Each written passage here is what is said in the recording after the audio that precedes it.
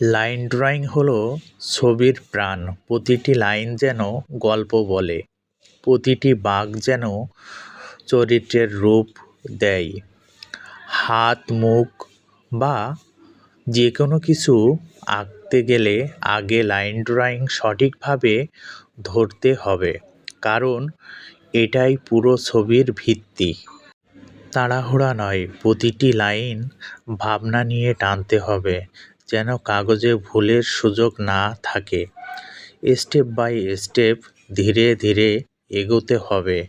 প্রথমে মূল আঁকা, তারপর বিস্তারিত অংশ, তারপর ফাইনাল টাচ। যদি লাইন ড্রয়িং ঠিক না হয়, যতই রং বা শেডিং দেন না কেন, ছবির প্রাণ পাবে না। তাই লাইন ড্রয়িংকে গুরুত্ব দিন, মনোযোগ দিন, আর প্রতিটি আঁচড়কে ভালোবাসুন। তাহলেই ছবি হবে জীবন্ত। আমি অনেক কষ্ট করে ভিডিও তৈরি করি। তোমাদের কাছে অনুরোধ, তোমরা আমার ভিডিও দেখে একটা লাইক আর সময় থাকলে অবশ্যই কমেন্ট করবে। আর যদি সময় পাও তাহলে আমার আর্টিস্ট হোম পেজটি ফলো দিয়ে অবশ্যই পাশে থাকার চেষ্টা করবে। ধন্যবাদ সবাইকে।